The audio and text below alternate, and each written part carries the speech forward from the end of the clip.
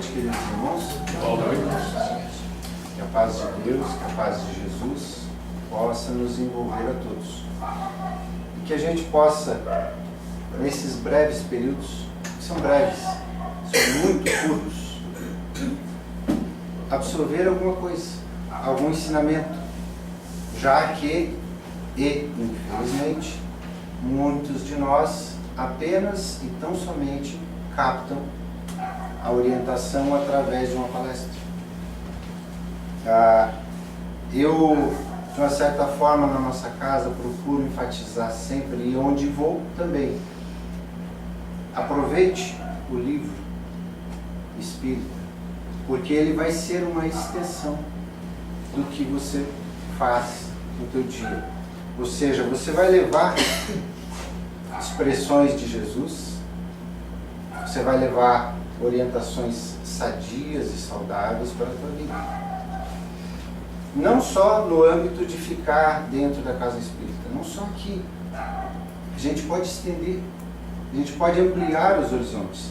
Na verdade, a gente entende na codificação e no cristianismo, em todas as mensagens do Cristo, a importância primeiro de você acessar o teu interior.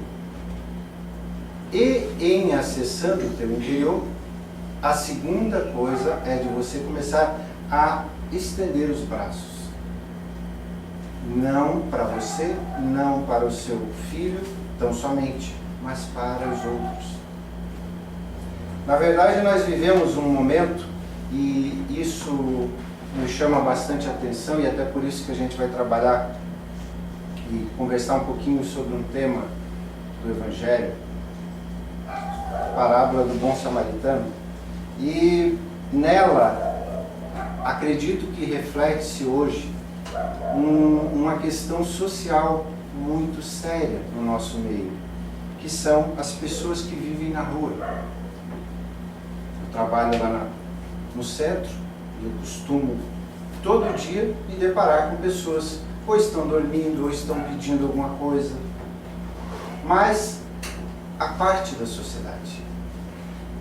Nós, de uma certa forma, poderíamos utilizar até uma expressão da Nete Guimarães, que ela fala a coisificação.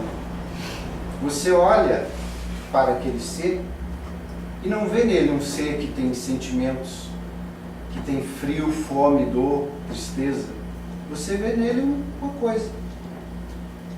E você passa por ele como se aquela coisa fosse nada.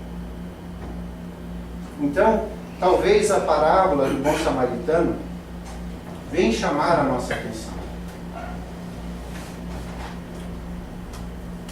Pouco tempo antes da crucificação, Jesus convidou seus discípulos dizendo: eu preciso ir a Jerusalém. E isso, obviamente, eles não estranharam, porque as tradições locais que todo homem, tendo condições, tendo idade acima de, acho que 18, 20 anos, deve ir ao menos uma vez em Jerusalém, especialmente na época de Páscoa. Jesus, nessa tradição, coloca-se nesse sentido: eu preciso ir a Jerusalém. E só que ele coloca um detalhe importante: preciso passar pela Samaria. E aí eles estranharam. Por que eles estranharam? Porque passar pela Samaria era passar por um lugar diferente, ampliando e muito a distância. Então, necessariamente, nesse percurso que eles fariam, eles teriam que descansar, teriam que dormir para seguir viagem. Ocorre que os discípulos, chefiados nessa ocasião por João, o evangelista, seguiram à frente, alguns deles, para encontrar um lugar para descansar.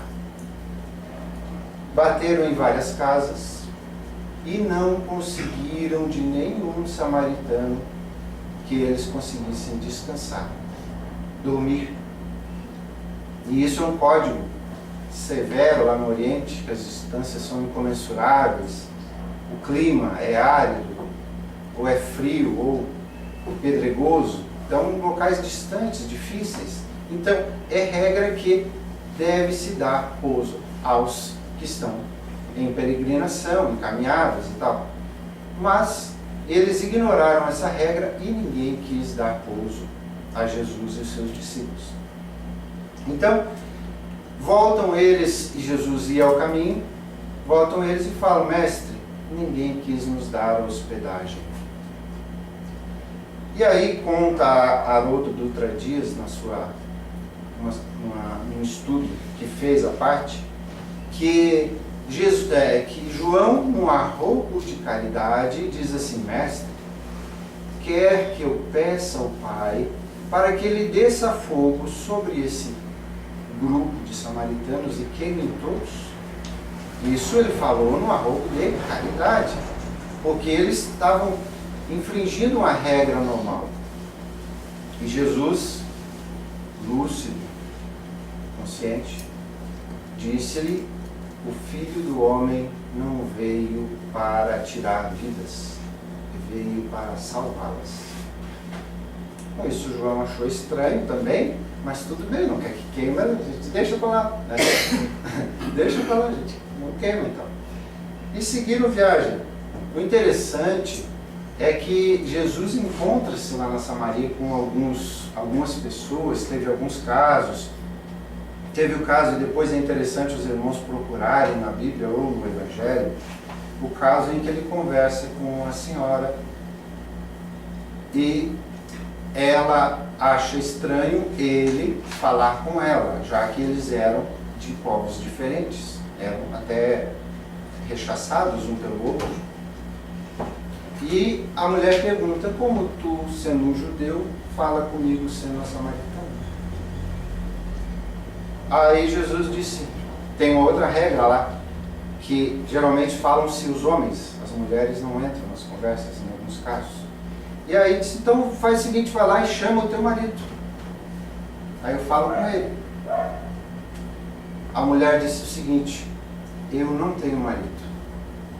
E Jesus disse-lhe o seguinte: pois é, esse já é o 5º marido que você tem e ainda assim não considera marido. Aí a mulher já viu que falava com alguém que tinha algum entendimento e começou: sabe, mestre, então me dá disso que tens. Ele disse: se tu soubesses com quem falas, tu pedirias água, e essa água que tu tomasse jamais voltarias a ter sede. Então, vejamos bem como a viagem transcorria. Notem que ele estava andando, que ele estava buscando o caminho, passou a noite percorrendo aquelas estradas distantes.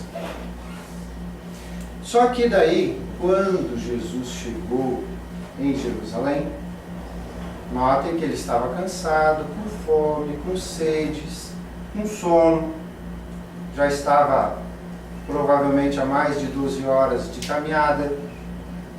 E aí, provavelmente ia chegar alguém com um banquete para ele: ó, seja bem-vindo.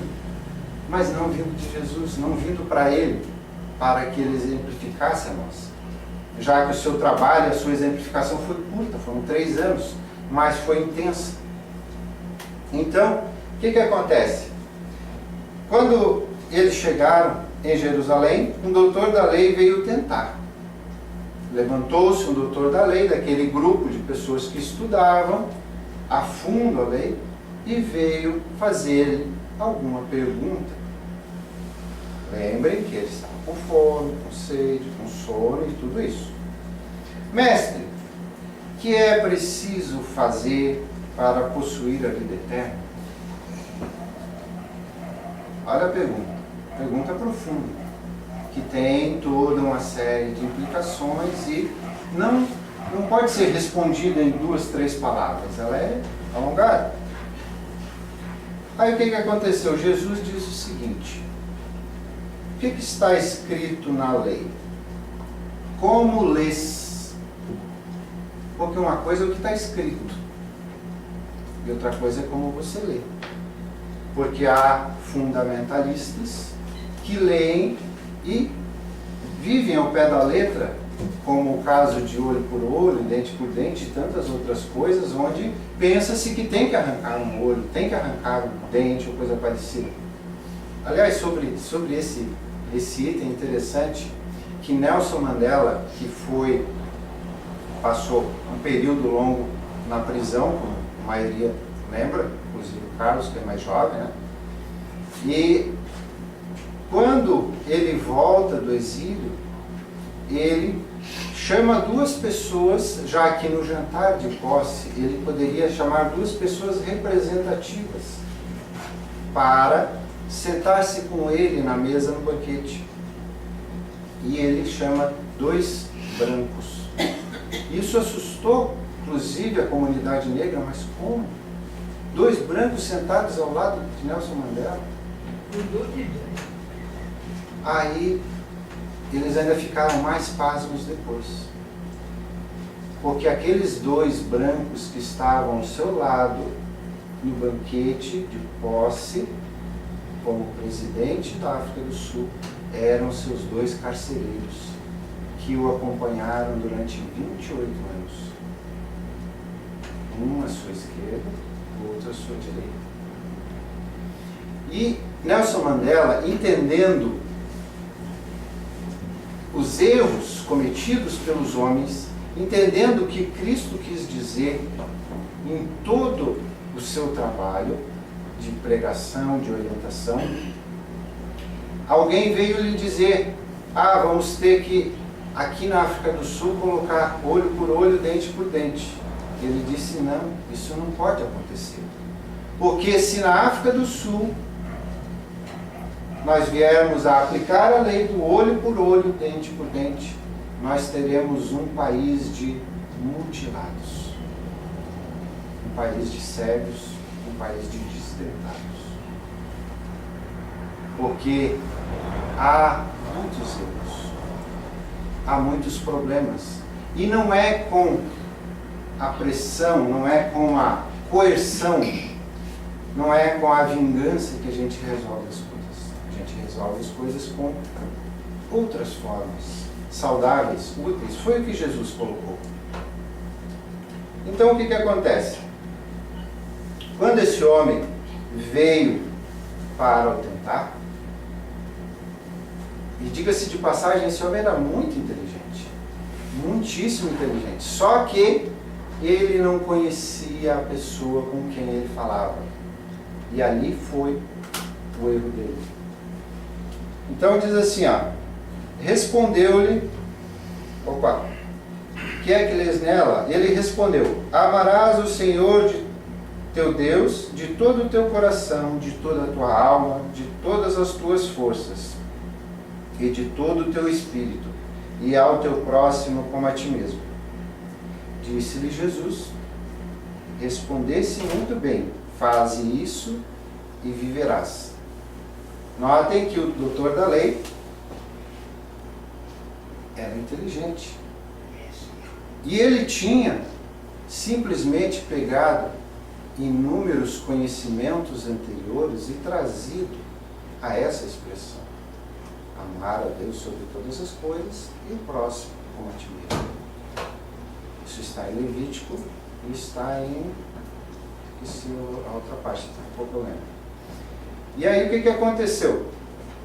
Tem uma questão que chama muito a nossa atenção aqui, o próximo como a ti mesmo. Quando nós começamos, a ideia inicial é o próximo. E aí a gente começa a perguntar: mas quem é o próximo? O próximo será ela? Será ela? Será aqueles da nossa comunidade? Quem é o próximo? E foi a pergunta feita pelo doutor da lei: mas, mestre, quem é o próximo? Notem que Jesus, lembremos, Jesus passou pela Samaria.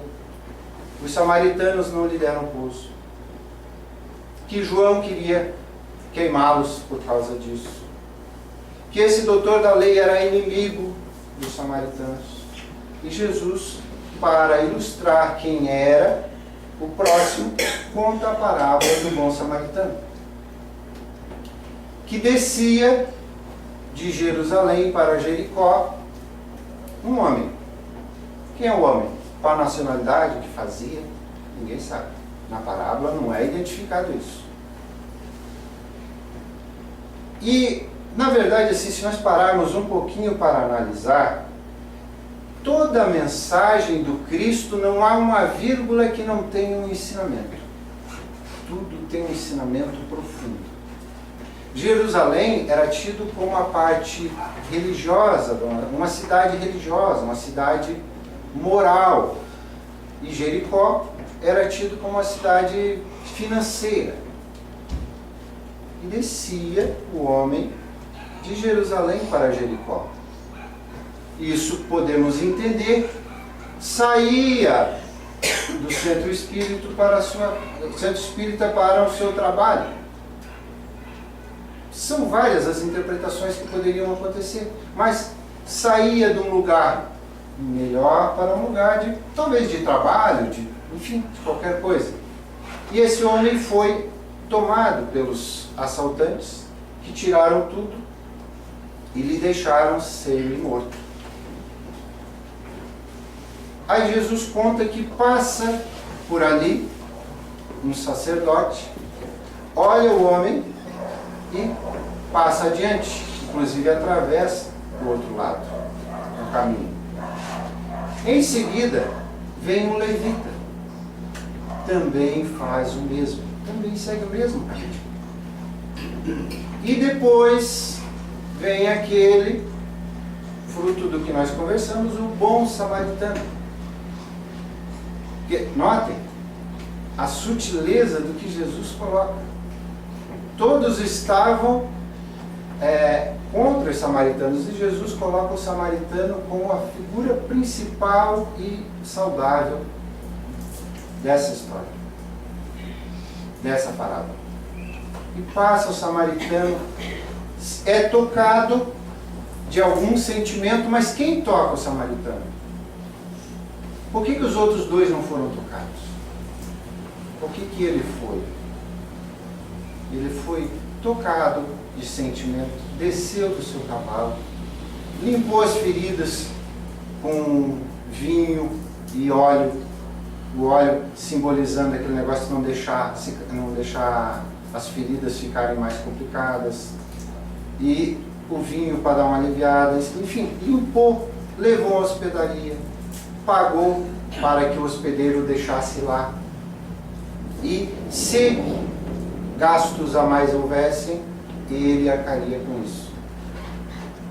E aí Jesus vem, depois de contar essa parábola ao doutor da lei, e pergunta: quem te parece o próximo desse homem que estava caído? Notem o seguinte, mais uma vez Jesus inverte. O próximo não é aquele que estava de pé andando, o próximo é aquele que estava no chão. Então, na visão daquele que estava no chão, quem foi o próximo dele? É essa a inversão. Quem foi o próximo dele? E aí, o homem se rendeu. Claro que não disse que era o samaritano, porque não teria, né? É a mesma coisa que falar de Avaí e Figueirense. Não posso dizer que foi o Figueirense ou que foi o Avaí, se você, né, torce para o outro. Mas ele disse, foi aquele que exerceu a bondade, a misericórdia, juntou e auxiliou. E nisso, obviamente, inclusive João ficou meio desconfortável, porque ele queria queimá-los. Então notemos a sutileza, mas a profundidade, ao mesmo tempo, do ensinamento do Cristo.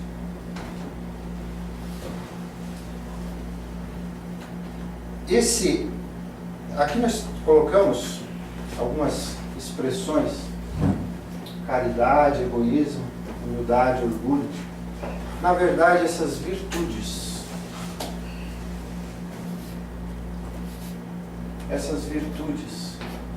deveriam ser aquilo que nós praticássemos de atos úteis.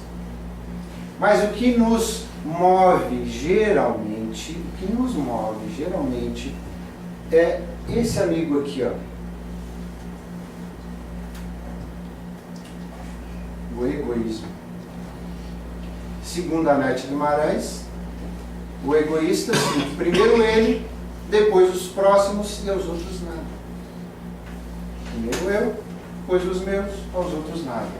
Essa é a expressão. Então, o egoísta só se vê a si mesmo.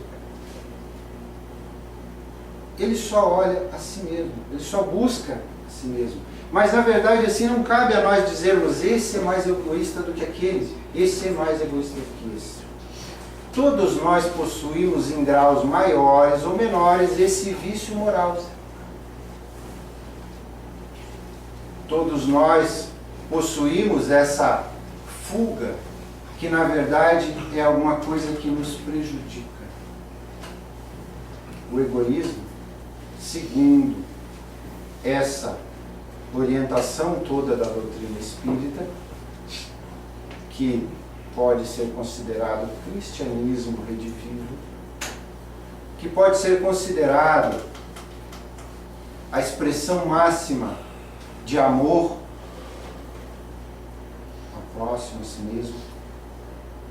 Isso tudo vem falar que nós somos irmãos, filhos de Deus.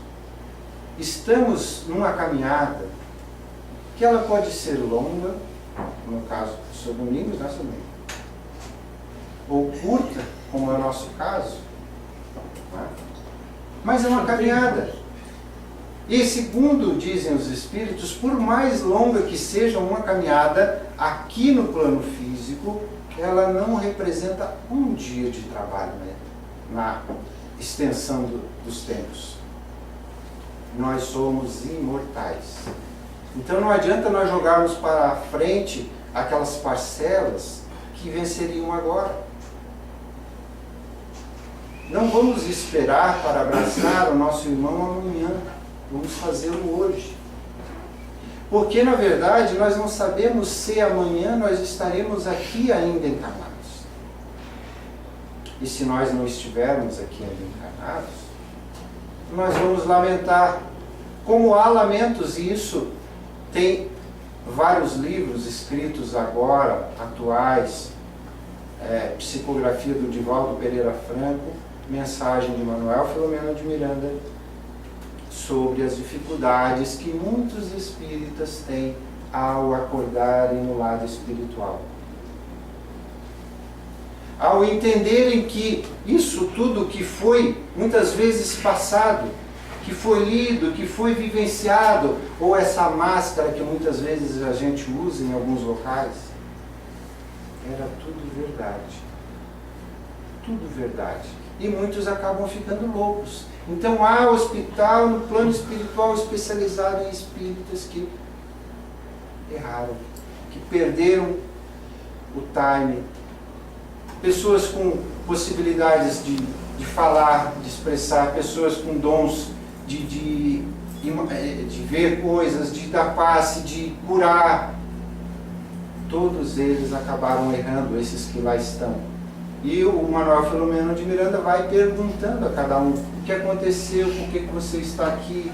Ah, eu me perdi por algum momento em alguma coisa, fui para algum lugar, aí veio alguns amigos, me levaram para um caminho tortuoso e tal. Outros se achavam muito melhores que os demais. Ah, o que eu faço é melhor que o que tu faz. Olha como eu sou caridoso. Esse ali não é caridoso, eu que sou. Ele tem orgulho de ser humilde. Quantas vezes nós fazemos isso? Quantas vezes nós nos achamos mais do que somos, melhores do que somos? Mas o que o Cristo veio trazer, o que a doutrina espírita veio trazer e que todos os pensadores de todos os tempos vieram trazer, resume-se nisso.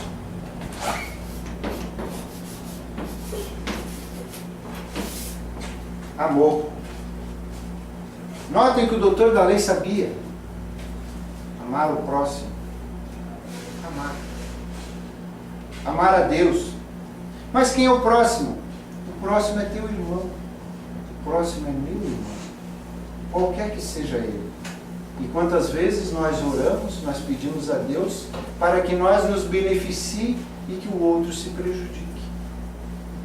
Vejamos bem como a gente está errado em alguns toques, em alguns pontos.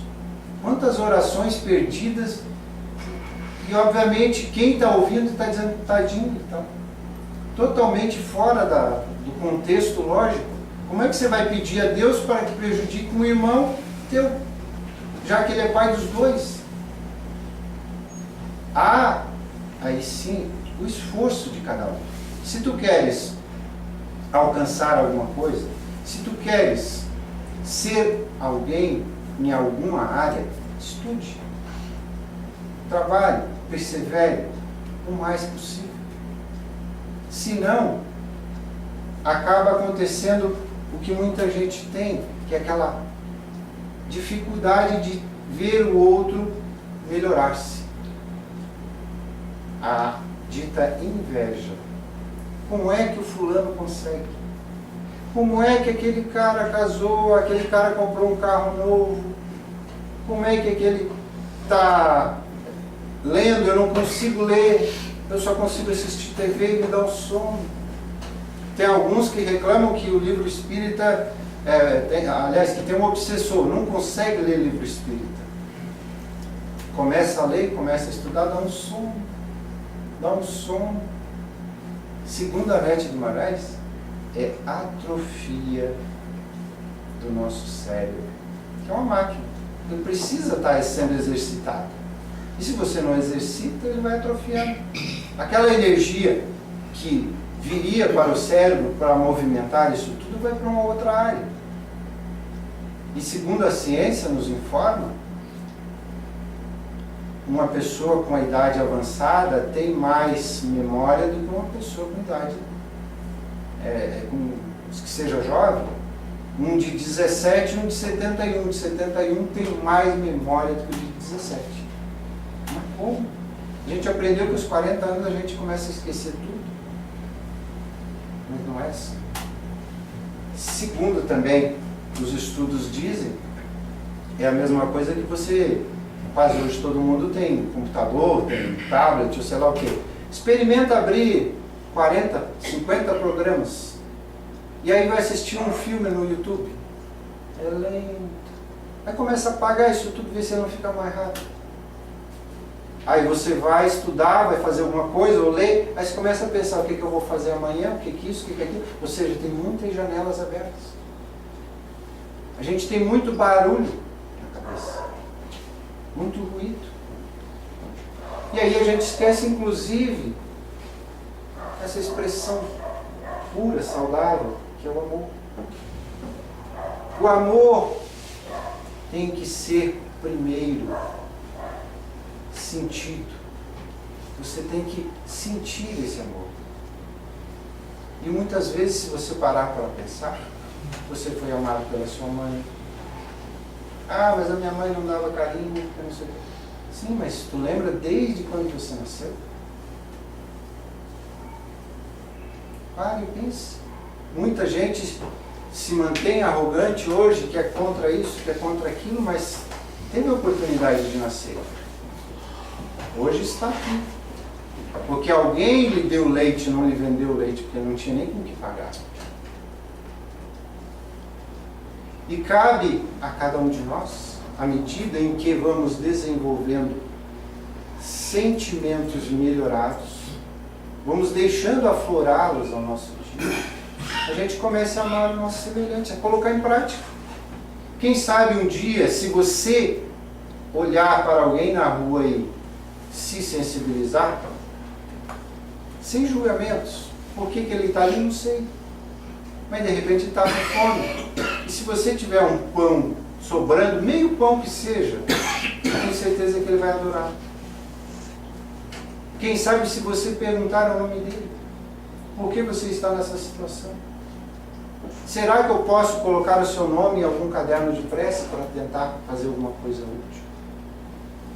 A mensagem da doutrina espírita, até pouco, dizia justamente isso, que a intenção é tirar as pessoas da miséria moral, que não é financeira. Não adianta você dar um carro novo para ele, ele vai botar fora.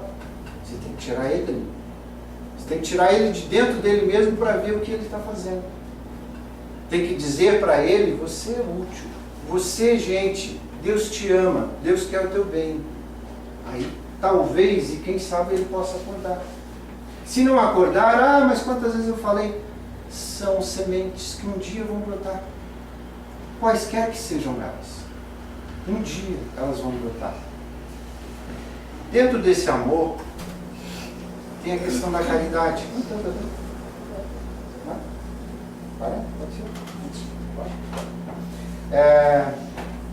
Com relação à caridade, que é o amor em atividade, caridade, amor em atividade.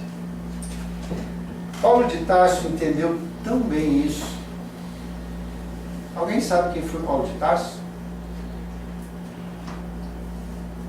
Ninguém sabe? O senhor não vai. São Domingo não vai.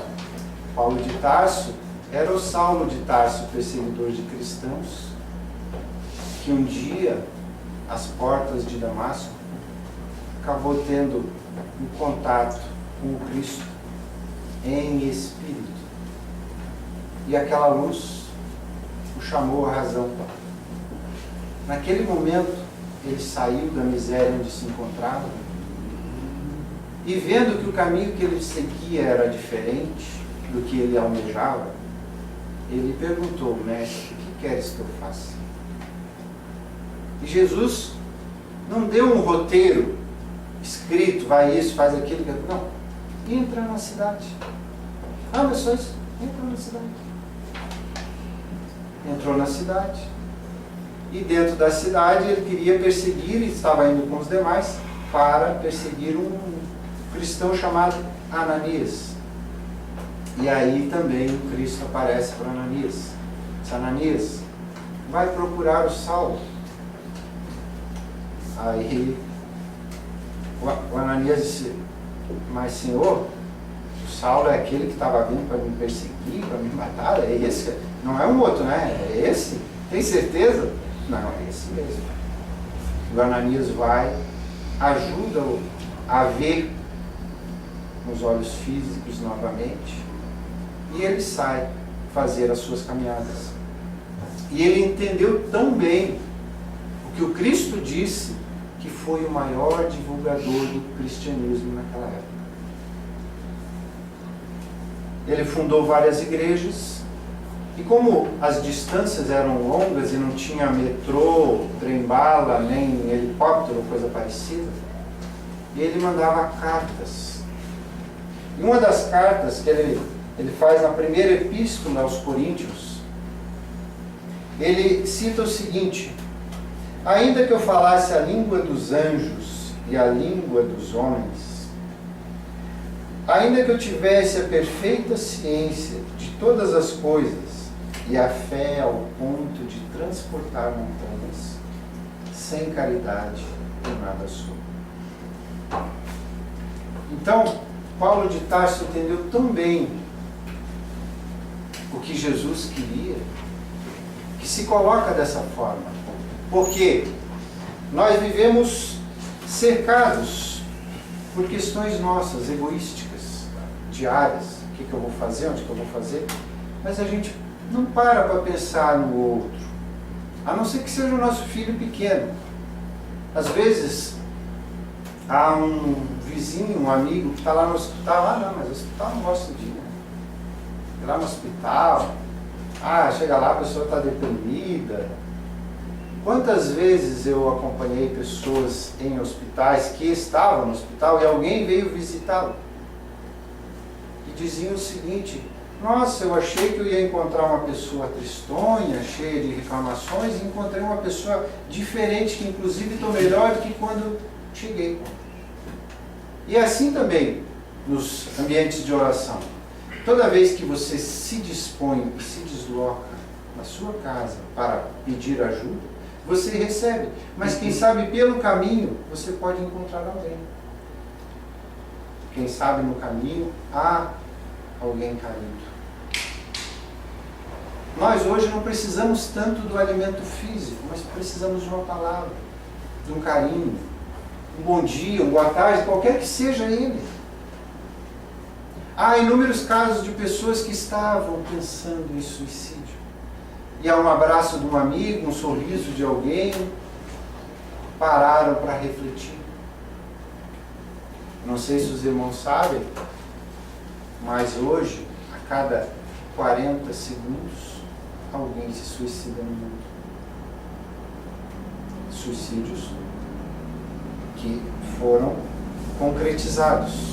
A cada 40 segundos, alguém se suicida.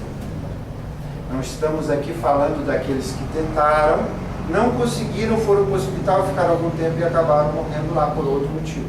Estamos falando daqueles que consumaram os fatos.